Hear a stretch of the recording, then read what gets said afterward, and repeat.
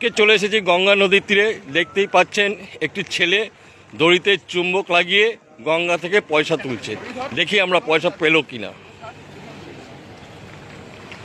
হ্যাঁ, পেয়েছে, কিছু পয়সা পেয়েছে। আসলে অনেকেই গঙ্গায় পুজোতে এসে শিবরাত্রি বলুন, বিভিন্ন অকেশনে বলুন, এসে পুজো করে, তারপরে দক্ষিণা হিসেবে মা গঙ্গাকে দক্ষিণা দেয়। সেই পয়সাটি এই ভাইটি তুলেছে। তুমি কতদিন ধরে এই কাজটি করছো? বহুত বছর ধরে। আচ্ছা, কিরকম প্রতিদিন কিরকম পয়সা পাওয়া যায়? মোটামুটি তোমার 1000 2000 1000-2000 প্রতিদিন পাওয়া যায়। কঠিন পরিশ্রম, তাই তো? প্রচুর পরিশ্রম আছে। কঠিন পরিশ্রম করতে হয়। আচ্ছা, দেখি একটু তোলো তো তুমি, এটা দেখাও, দর্শকটা একটু দেখাও, তুমি চুম্বকটা একটু দেখাও দেখি। আমরা বিভিন্ন জায়গায় এরকম কাজ করি, বুঝলেন তো? আচ্ছা আচ্ছা, চুম্বকটাও দেখি তোমার। আচ্ছা আচ্ছা আচ্ছা, কীভাবে ফেলছো আবার একটু ফেলো দেখি। দেখুন কিভাবে ছুঁড়ে ফেলছে দড়িতে বাঁধার চুম্বকটি।